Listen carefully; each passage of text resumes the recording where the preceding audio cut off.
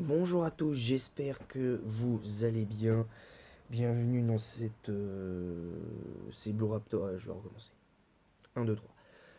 Bonjour à tous, j'espère que vous allez bien. Ici Blue Raptor pour cette nouvelle vidéo sur ma chaîne. Et aujourd'hui, on va parler donc du match entre l'équipe de France et le Kazakhstan.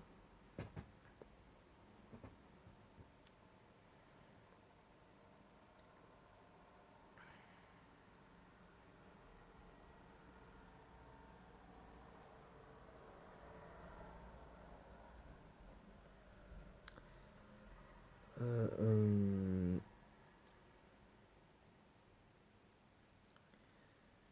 euh, donc je vous donnerai donc moi mes notes à moi de ce match entre l'équipe de France et des joueurs de l'équipe de France et le Kazakhstan.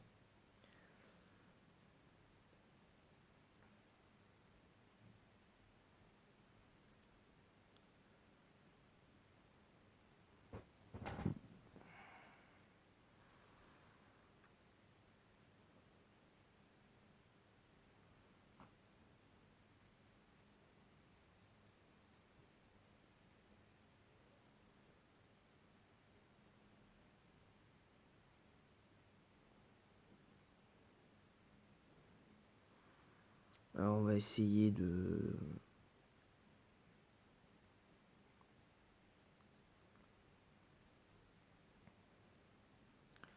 Donc moi je vais vous donner mes notes à moi de ce match.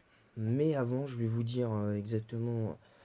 pour ceux qui sont amis avec moi sur Facebook, vous aurez la vidéo de Komi cherche ses mots, épisode 4, saison 1 qui arrivera sur ma page Facebook dans d'ici une petite 20 petites minutes. Ensuite, euh, ensuite j'aimerais faire une petite mise au point par rapport au fait qu'il n'y ait pas eu d'épisode de Pokémon Crystal hier. Alors aujourd'hui, il y aura normalement le premier épisode post-game de Ultra Soleil tout à l'heure. Et d'ailleurs, va y avoir l'épisode. Va y avoir l'épisode. Mais bon, ce sera, je pense, allez, en fin de journée. Je pense que ce sera en fin de journée. J'espère que j'aurai le temps. Donc voilà. Voilà, donc c'est tout. Et je pense que du coup, exceptionnellement lundi, demain, je ferai deux vidéos. Je ferai Pokémon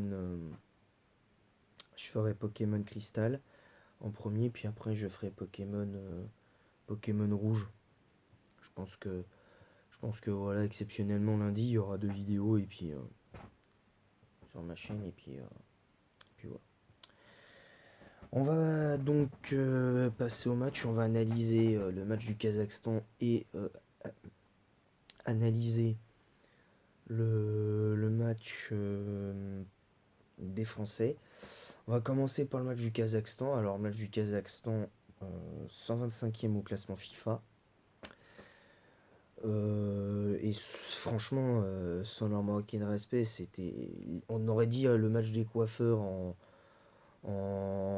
sur le dernier match de poule d'un euro d'une Coupe du Monde, on dirait le match des coiffeurs. Concrètement, on dirait le match des coiffeurs.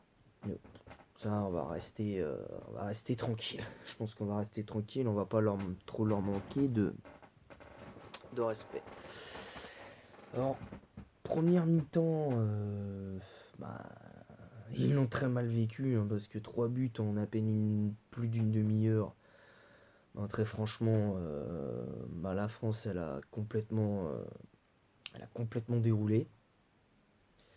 Elle a complètement déroulé, donc concrètement, ça a été violent. Et puis en deuxième période, ça a été encore pire parce que franchement, les Kazakhstanais, techniquement, c'était malheureusement, on va pas se mentir, on va pas se raconter des conneries, c'était très très faible en face. Techniquement, c'était faible, n'y avait pas grand chose à faire offensivement. Il y a eu peut-être deux trois situations où les peut-être 2-3 tirs cadrés du Kazakhstan auraient peut-être pu finir dans les buts. Mais bon, Lloris, pour une fois, a fait les deux trois arrêts qu'il fallait. Mais bon, c'est pas non plus des arrêts très difficiles à faire. Même moi, je les aurais. Même moi, je les aurais. Même moi, je les aurais arrêtés, perso.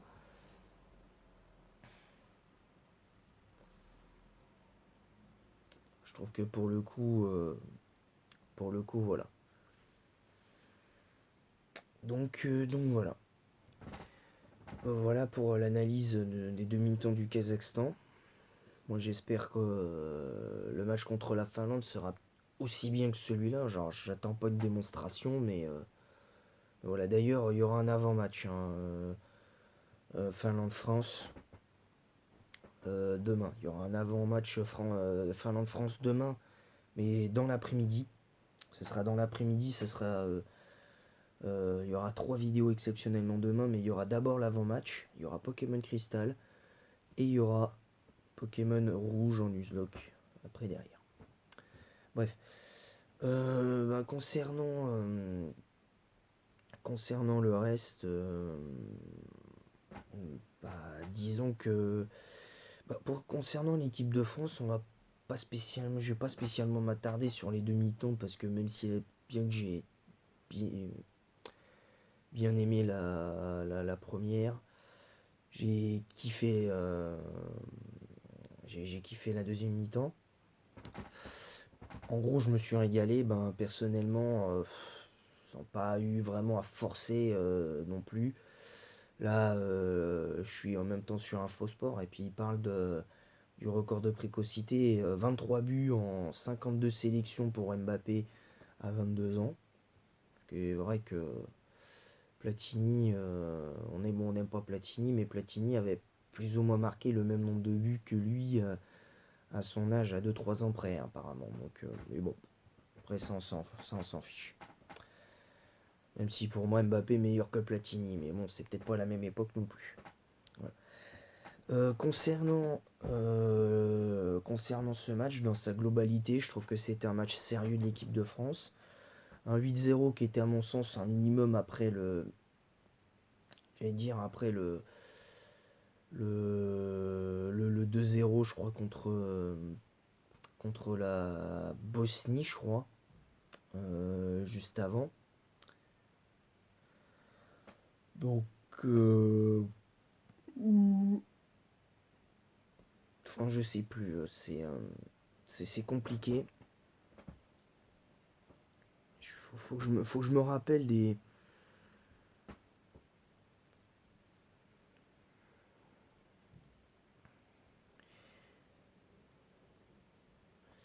Je me souviens plus des.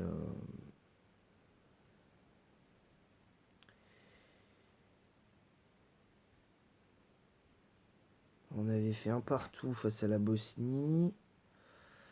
Quatrième journée. À la cinquième journée, on avait fait un partout. Ah oui, on avait battu la Finlande 2-0. Ouais, donc si, effectivement.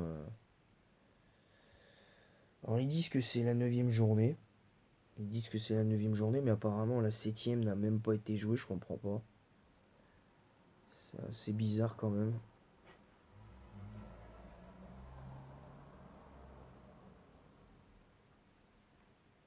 Enfin bon, bref. On va pas se plaindre non plus.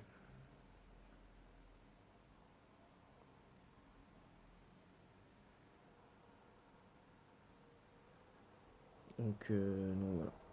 Donc là, on va passer aux notes des matchs pour conclure pour conclure cette vidéo. Lloris 5 parce qu'il n'a pas eu grand chose à faire. Et puis sans vouloir être blessant, moi Lloris, je commence à en avoir soupé. Moi, il y en a marre de voir Lloris titulaire. Donc à un moment donné, il va falloir changer un peu de gardien. Et j'espère que d'ailleurs, il fera tourner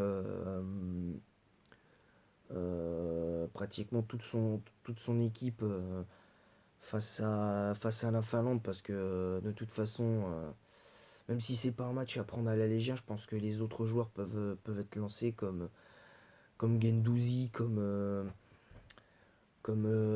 Tchouaméni titulaire, comme Ben Yedder, voilà, enfin, je peux pas tous les citer, mais il y en a certains qui mériteraient des titulaires et de jouer quelques minutes face à la Finlande. Voilà. Ensuite, Lucas Hernandez, axe gauche de la défense, moi je lui mets 7 parce que même en rôle de défenseur central, moi je le préfère latéral gauche, mais bon, au moins c'est ça. Théo Hernandez, je lui mets 6 parce que au-delà des deux passes décisives qu'il a fait, je l'ai trouvé un petit peu discret. Très honnêtement, je l'ai trouvé un petit peu discret. J'ai pas spécialement aimé son match, mais en plus il a eu quelques pertes de balles assez inhabituelles, contrairement à ce que j'avais vu face à la Belgique et, notamment sur le dernier match de qualification qu'on avait joué juste avant, il me semble. J'ai pas été convaincu. Mais bon, après ça vaut ce que ça vaut. Donc moi j'avais pas. Enfin, c'est plutôt son premier match qui m'avait pas spécialement convaincu. Enfin, c'est son deuxième match qui m'avait pas convaincu. Mais bon, bref, c'est autre chose. Bref. Euh, voilà, donc ensuite Jules Koundé, moi je lui mets 4 parce que moi je lui mets match insuffisant à Jules Koundé parce que il a fait de temps en temps quelques bonnes interceptions, mais je le trouve trop timide. Je le trouve trop timide, on le voit pas assez. Et il joue trop en retrait. Il joue trop en retrait. Et moi, ça me gonfle. Parce que un défenseur peut jouer avec son gardien. Ils ont tout à fait le droit. Mais si tu passes ton temps à faire ça, je suis désolé, c'est n'importe quoi. Voilà, je suis désolé, c'est n'importe quoi. Voilà. Pour moi, Jules Koundé, c'est 4. Je suis désolé, Jules Koundé.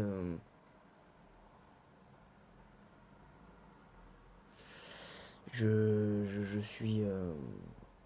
suis un peu déçu par Jules Koundé, moi. Donc, mais je vais être gentil avec lui. Je vais augmenter sa note. Je vais lui mettre 5. Parce que, très franchement, il aurait pu faire beaucoup mieux. Je suis désolé, il aurait pu faire beaucoup mieux. Dayou Pamecano, 7. Il a plutôt tenu la baraque en l'absence de Varane. Je trouve que c'est plutôt bien. Mais faut qu'il soit comme ça tout le temps en équipe de France, quand même. Voilà.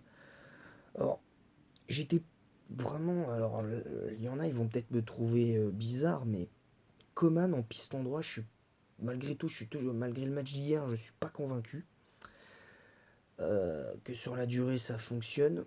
Là, ça fonctionnait parce que c'était le Kazakhstan et qu'il n'y avait rien en face. Mais Kingsley Coman à ce poste-là, il m'a fait fermer ma gueule. En tout cas, sur ce match-là, il m'a fait fermer ma gueule. Donc c'est un 8 sur 10 pour Coman.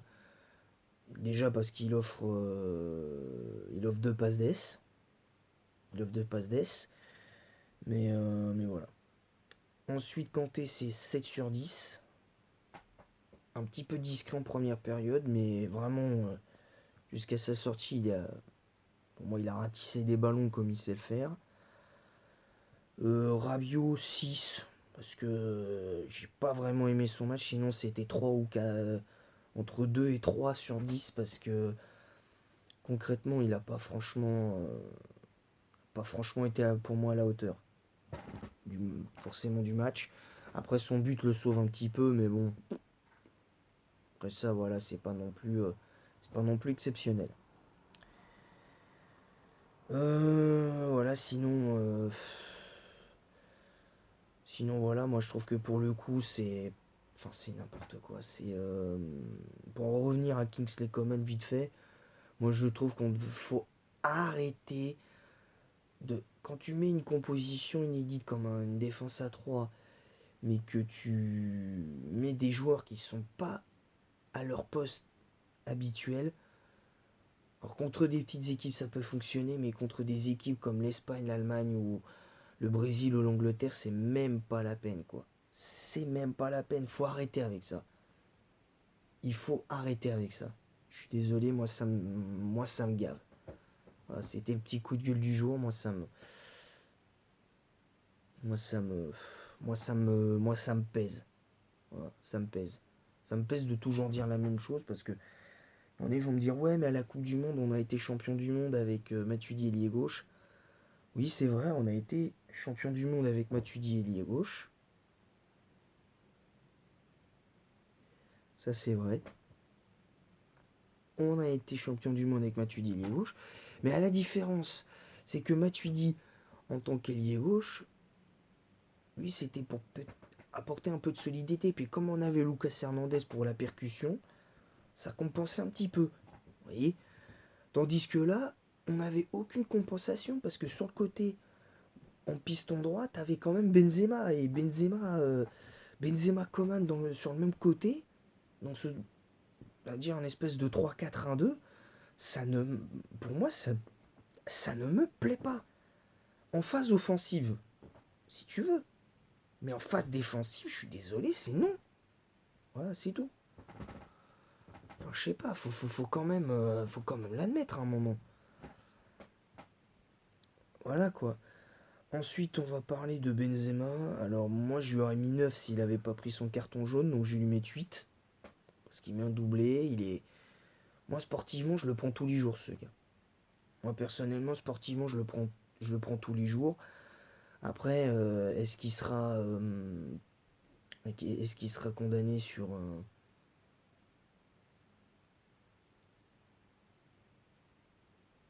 le, sur, sur cette affaire grave qu'il le suit comme un boulet depuis 6 ans. Ouais, j'espère que pour lui, à la fin du mois, il aura enfin sa réponse et après on n'en parlera plus. Ouais, moi j'espère qu'on n'en parlera plus, ça servira à rien. Ensuite, Griezmann 7, parce que moi j'ai aimé son activité, je trouve qu'il a vraiment repris confiance depuis. Contrairement à ce qu'on peut dire, moi je trouve il a repris confiance depuis, depuis, son, depuis son retour à l'Atlético. Alors pour l'instant, apparemment c'est un prêt. Alors j'espère que l'Atlético Madrid pourra lever l'option d'achat et, et leur permettre de reprendre au Barça Antoine Griezmann. J'espère pour eux. Donc ouais. Griezmann comme son numéro de son maillot 7 sur 10. Mbappé, ben évidemment 7 sur 10. Et Deschamps en tant qu'entraîneur 9 sur 10 parce que pour le coup ses choix ont été payants. Mais Mbappé, homme du match, moi je trouve qu'il faut arrêter de le critiquer ou de lui dire que c'est un gros nul parce qu'il fait soi-disant deux très bons matchs dans la saison sur allez quoi, une trentaine de matchs qu'il peut y avoir sur la saison. Je trouve que c'est n'importe quoi. Parce que moi je trouve qu'il a pris assez cher comme ça après l'Euro, après son penalty raté, je trouve qu'il a pris assez cher comme ça. Et surtout, il veut pas prolonger au Paris Saint-Germain, il veut partir. Il se donne moins fond avec le Paris Saint-Germain qu'avec l'équipe de France. Et alors Et alors Qu'est-ce qu'on lui demande à Mbappé quand il vient en équipe de France? C'est d'être performant. Qu'est-ce que ça peut faire? À un moment donné, faut arrêter quoi. Et puis les gens qui disent aiment rater, aiment machin, aiment boulard, aiment machin, c'est bon, faut arrêter un peu. Faut arrêter. Même si moi aussi je trouve qu'il a pris un peu trop la grosse tête ces derniers temps, moi je suis désolé, à un moment donné ça va bien quoi. À un moment donné ça va bien. Alors, moi en ce qui me concerne, moi il m'a fait fermer ma bouche parce que moi je trouve que en plus depuis, ce qui me fait marrer c'est que ce qui me fait marrer avec les gens qui disent qu'Mbappé c'est un gros nul, sur les réseaux et tout, là, principalement, parce que j'entends ça surtout, je vois ça surtout sur les réseaux sociaux. Les gens qui disent que Mbappé en ce moment c'est un gros nul, qu'il a le boulard et qu'il faut qu'il redescende de son piédestal et tout, ça me fait marrer parce que la plupart des gens qui disent ça sur les réseaux sociaux, c'est des supporters parisiens, même sur Twitter ou Instagram. Enfin, je suis plus sur Twitter, mais parce que sur Messenger, on m'envoie des screens de Twitter, des gens qui critiquent sévèrement Kylian Mbappé. Quand Mbappé il est pas bon, faut le dire. Quand Mbappé il est bon comme il a été exceptionnel comme il a été hier, faut lui dire aussi. Alors certes c'est que le Kazakhstan, mais bon voilà quoi, faut arrêter un peu. C'est bon. Alors là la vidéo est un peu plus longue parce que je pousse un coup de gueule, mais là sérieusement faut arrêter un peu les gars. Faut arrêter un peu. Donc voilà mes notes du match, vous l'aurez compris. Moi je vais m'arrêter là et d'ailleurs je ferai une nouvelle vidéo dans la semaine pour par rapport justement à Kylian Mbappé à revenir sur son match, mais surtout aussi pousser un coup de gueule contre les gens qui sur les réseaux sociaux n'arrêtent pas de le critiquer, de dire aime rater, aime machin, aime ceci, aime cela, alors que le gars il porte le...